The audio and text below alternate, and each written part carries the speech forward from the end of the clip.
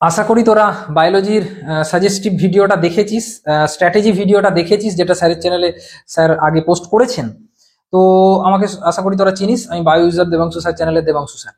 তো এর আজকে আমরা যেটা আলোচনা করব সেটা হচ্ছে যে বায়োলজির লাস্ট মিনিট কোনগুলো ভালো করে দেখে যাবে।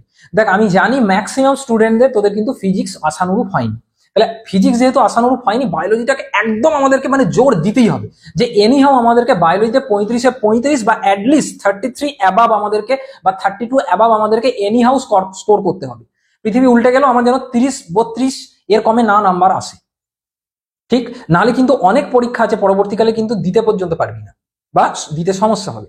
তো চল কথা না বাড়িয়ে বায়োলজির শেষ মুহূর্তে কোন জায়গাগুলো খুব ভালো করে দেখে যাবি সেগুলো আমি এক এক করে বলছি, তোরা একটু লিখে নে। এবং পিডিএফ এর জন্য কি করবি সেটা আমি এই ভিডিওর শেষের দিকে বলছি। আপাতত ভালো করে লিখে নে বা ভালো করে বুঝে নে আমি কি জায়গাগুলো বলছি, বা শুনে নে অন্তত। দেখ, প্রথমে আমি 6টা চ্যাপ্টার আছে তোদের, তো 6টা চ্যাপ্টারে তোরা জানিস যে প্রায় 8 বা 9 রকমের প্রশ্ন আসবে। আমি এর আগের ভিডিওতেও বলেছিলাম, দেখ এখানে অলরেডি আমি প্রত্যেকটা স্টেপ ধরে ধরে লিখিয়েও ছিলাম। যেমন লেখা যাক, ছবির প্রশ্ন আসবে, অ্যাসারশন রিজনের প্রশ্ন আসবে, সত্য মিথ্যা, স্টেটমেন্ট, সজ্জা, স্তম্ভ, fill in the blanks, case based, এবং অবশ্যই নর্মাল এমসিকিউ তো আসবেই। প্রায় 16-17টা ধর নর্মাল এমসিকিউ থাকবে, বাকি যে প্রশ্নগুলো থাকছে আরো 16-17টা, তার মধ্যে এই টাইপস গুলো মিশিয়ে থাকবে। এখন চ্যাপ্টার 1-এ আমাদের কি আছে? সপুষ্পক উদ্ভিদের যৌন জনন। তো সপুষ্পক উদ্ভিদের যৌন জননে তোরা খুব ভালো করে যে জায়গাগুলো দেখে যাবি, প্রথম কথা হচ্ছে ছবি ভালো করে কি দেখবি। আমি ছবিটা বলে শুরু করছি। ছবিটা ভালো করে যেগুলো দেখবি আমি তোদের জন্য একদম হাইলাইটেড করে দিচ্ছি, সব থেকে ইম্পর্টেন্ট টপিক গুলো বলছি এই ভিডিওতে। এর বাইরেও কিছু কিছু টপিক আমি পিডিএফ এ দিয়ে দেবো, সেগুলো হালকা করে একটু দেখে যাবি। তো ডিম্বকের স্ট্রাকচারটা বা ডিম্বকের ছবিটা একটু ভালো করে দেখে যাবি। মাইক্রোস্পোরাঞ্জিয়ামের স্তর, প্রচুর জায়গায় প্রচুর মক টেস্টে কোশ্চেন এসছে মাইক্রোস্পোরাঞ্জিয়ামের স্তর, ছবিটা দেখে যাবি। দিনিসেকের ছবি, ভ্রূণের গঠনের ছবি। এরপর যদি টপিকের মধ্যে বলি, ডিম্বকের গঠন থেকে কিন্তু এমসিকিউ আসতে পারে, ডিম্বকের গঠনটা পড়বি। গেইটেনোগ্যামি, অটোগ্যামি এদের উদাহরণ, পরাগরেণুর গঠন, এবং বিভিন্ন রকমের যে ফিলি আছে, যেমন ধর মেলাকোফিলি, অ্যানেমোফিলি, এই সমস্ত ফিলিগুলো একটু দেখবি, তাদের উদাহরণ দেখবি। শস্যকোষের ক্রোমোজোম সংখ্যা, বহু ভ্রূণতা, এবং সাইনার্জিডস, প্রতিপাদ কোষ, বা এদের ক্ষেত্রে ওই যে সজ্জাটা দেখা যায়। কত সজ্জা দেখা যায়? আমরা জানি 3+2+3 এই সজ্জা দেখা যায়। এই সজ্জাটা তোকে দেখতে হবে। এবং মাইক্রোস্পোরাঞ্জিয়ামের স্তর, পরাগগর্ভকেশর প্রতিক্রিয়া, অ্যাপোমিক্সিস, নিউক্লিয়ার, হেলোবিয়াল, সেলুলার শস্যের উদাহরণ, দিনিসেক, এবং স্পোরোপোলেনিন এবং গর্ভযন্ত্র, এই জায়গাগুলো একটু ভালো করে দেখে যাবে। ঠিক আছে, এবার তোদের জন্য আমি একটা এমসিকিউ সাজেশনও প্রস্তুত করেছি। এমসিকিউ সাজেশন মানে একদম এমসিকিউ ধরে ধরে সাজেশনও প্রস্তুত করেছি। তো তোরা এই ভিডিও ডেসক্রিপশনে থাকা হোয়াটসঅ্যাপ গ্রুপের লিঙ্কটায় জয়েন করতে পারিস, সেখানে আমি এই টপিক ওয়াইজ সাজেশনটাও দিয়ে দেবো, বা তোরা চাইলে এমসিকিউ সাজেশনটাও নিতে পারিস, গ্রুপে আমি বলে দেবো। এরপর আমি চলে আসবো চ্যাপ্টার 2 এর ক্ষেত্রে যেগুলো ভালো করে দেখে যাবি সেটা হচ্ছে সার্টলি ও লেডিগের কোষের কাজ। যে তোকে ধর দিয়ে দিল যে নিচের কোনটি সার্টলি কোষের কাজ নয়, নিচের কোনটি লেডিগের কোষের কাজ, এটা ভালো করে দেখবি। অনেকে নয় ওয়ার্ডটা খেয়াল করে না, ঠিক আছে? তো একটু দেখবি। স্পারমাটোজেনেসিস, উজেনেসিসের রেখাচিত্রটা দেখবি। বিভিন্ন প্রকার এই চ্যাপ্টারের যে হরমোন আছে, হরমোনের কাজগুলো দেখবি। অ্যাক্রোজোম বিক্রিয়া, ক্রিপ্টরকিডিজম, স্পারমাটোজেনেসিস, উজেনেসিসের পার্থক্য, ফার্টিলাইজিন, অ্যান্টি ফার্টিলাইজিন, বিভিন্ন প্রকার যে গ্রন্থি আছে, যেমন ধর বার্থলিন গ্রন্থি, প্রস্টেট গ্রন্থি, সেই যে গ্রন্থিগুলো আছে সেই গ্রন্থির কাজগুলো দেখে যাবে। এরপর যেটা দেখবি সেটা হচ্ছে যে এই চ্যাপ্টারের মানে সেকেন্ড চ্যাপ্টারের চিত্রের মধ্যে দেখবি পুংজননতন্ত্র বা স্ত্রী জননতন্ত্রের চিত্র এবং গ্রাফিয়ান ফলিক্যালের চিত্র। এরপর চলে আসবো চ্যাপ্টার 3 তে বিভিন্ন যে রোগ জীবাণু আছে তাদের বিজ্ঞানসম্মত নামগুলো দেখবি। বিজ্ঞানসম্মত নামের মধ্যে যেমন ধর সিফিলিস, গনোরিয়া, ঠিক আছে, এদের কোনটা কে করে সেটা একটু দেখলি। ভ্যাসেক্টমি, টিউবেক্টমি, অ্যামনিওসেন্টেসিসের কাজ, গিফট এবং জিফট এদের পুরো নাম বা এদের কাজ, বা কোনটার এক্স্যাক্টলি কাজ, মানে কখন আমরা গিফট করি কখন আমরা জিফট করি, সেই জায়গাটা একটু ভালো করে দেখে যেতে হবে। Lactational amenorrhoea, very very important lactational amenorrhoea, এবং এআরটি, আইসিএসআই এগুলো কখন ইউজ করা হয়। ধর তোকে একটা মানে কেস বেস প্রশ্ন দিয়ে দিল যে এই একটা দম্পতির এই সমস্যা হয়েছে, তাহলে সেক্ষেত্রে তুমি অ্যাজ এ ডক্টর তাকে কি সাজেস্ট করবে, যে কোন পদ্ধতিটা সাজেস্ট করবে। 4টে পদ্ধতির নাম দিয়ে দিল, তাহলে এই ক্ষেত্রে তোর যদি 4টে পদ্ধতি সম্বন্ধে প্রপার কনসেপশন না থাকে, যে কখন আমরা গিফট সাজেস্ট করি, কখন আমরা জিফট সাজেস্ট করি, কখন আইসিএসআই করা হয়, তাহলে তো উত্তরটা দিতে পারবি না। তাহলে সেটা ভালো তখন দেখে যেতে হবে। আচ্ছা, বিভিন্ন প্রকার যে গর্ভ নিরোধক আছে তাদের কাজ, বা আইইউডি, কপার টির কাজ, বিভিন্ন মৌখিক গর্ভ নিরোধকের নাম ও কাজ সেটা দেখে যেতে হবে, এবং তোর ভ্যাসেক্টমি এবং টিউবেক্টমি ছবিটা একটু ভালো করে দেখে যাবে।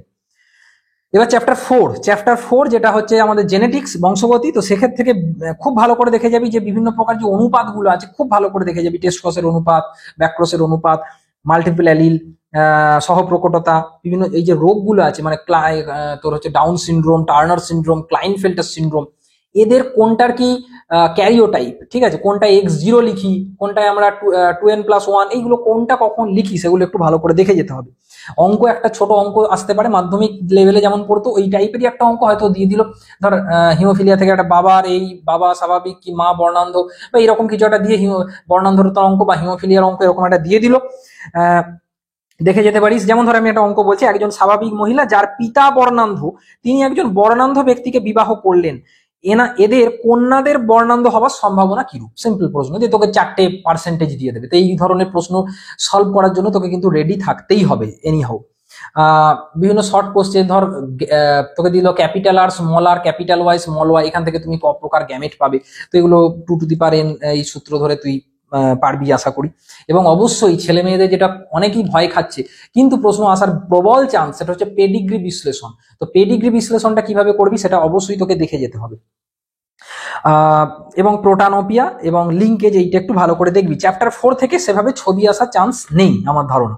এবার চ্যাপ্টার 5-এ চলে যাব, খুব ভালো করে যেটা দেখবি চ্যাপ্টার 5-এ রো প্রোটিনের কাজ, কখন রো প্রোটিন কাজ করে আর কি, মানে জেনেটিক কোডের বৈশিষ্ট্য, লিডিং তন্ত্রী, ল্যাগিং তন্ত্রী, কখন মানে ওপেরন সুইচ অন হয়, সুইচ অফ হয়। এই প্রসঙ্গে বলে রাখি, ওপেরন নিয়ে অনেকেরই ভয় আছে, ওপেরনটা অনেকেই বুঝতে পারে না। তো ল্যাক ওপেরন ক্ষেত্রে আমি একটা কথা বলছি, যে আমি এখানে টপিক ওয়াইজ যে সাজেশন গুলো দিচ্ছি এগুলো তো অবশ্যই করে যাবি, কিন্তু দেখবি এই টপিক গুলো করতে গিয়ে তোদের কোনো প্রশ্ন জানা নেই, বা কোনো টপিক ঠিকঠাক জানা নেই, বা বুঝতে অসুবিধা হচ্ছে। তো এই সমস্ত টপিকের ম্যাক্সিমাম টপিকের উত্তর বা উত্তর সংকেতগুলো আমি আমার চ্যানেলে আলোচনা করে দিয়েছি বা দেবো। আমার চ্যানেলটা বায়ো উইজার্ড দেবাংশু স্যার, বা যে চ্যানেলের লিঙ্কটা তোরা এই ভিডিও ডেসক্রিপশনেই পেয়ে যাবি, সেখানে এই যে টপিকগুলো বলছি সেখান থেকে টপিকগুলোকে আমি ছোট ছোট করে ভিডিওতে বুঝিয়ে দিয়েছি, সেটা দেখার জন্য তোরা চ্যানেলটা ভিজিট করতে পারিস। এখানে ল্যাক ওপেরনের একটা আমি সজ্জা দেখিয়েছি, এই সজ্জাটা সবাই চিনিস। তো এই সজ্জাটা দিয়ে তোকে বললো যে কখন এই ল্যাক ওপেরনটা সুইচ অন হয়, কখন সুইচ অফ হয়। কারণ আমরা জানি যে এই ভিডিওটা তো সাজেশন ভিডিও, এখানে আমি বোঝানোর যায় মানে বোঝালে ভিডিওটা দেরি হয়ে যাবে, আমি জাস্ট ছোট্ট করে বলছি যে ল্যাকটোজ যদি মিডিয়ামে বা এই মাধ্যমে উপস্থিত থাকে তাহলে ZYA এগুলো সক্রিয় হয়ে যাবে, আর যদি না থাকে তাহলে এগুলো তৈরি হচ্ছে না, মানে এদের থেকে উৎসেচক তৈরি হচ্ছে না। এই তো সিম্পল কনসেপ্টটা। তো এটাকে তোকে একটু এরকম ভালো করে দেখে যেতে হবে।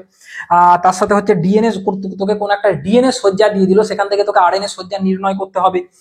টাটা বক্স, প্রিবনাউ বক্স, এদের যে সজ্জাটা একটু ভালো করে মনে রাখতে হবে। ইটিবিআর এর কাজ, এবং এই চ্যাপ্টারের ছবির মধ্যে ধর ওপেরনের ছবিটা, নিউক্লিওটাইডের কোনো ছবি দিয়ে দিল, ডিএনএ রেপ্লিকেশনের কোনো ছবি দিয়ে দিল, বা ডিএনএ ফিঙ্গারপ্রিন্টিং এর ওই যে সেই ছবিটা, তো তোরা জানিস যে ওই টাইপের কোনো একটা ছবি কিন্তু দিয়ে দিতে পারে। এরপর চলে আসবো চ্যাপ্টার 6, লাস্ট চ্যাপ্টার।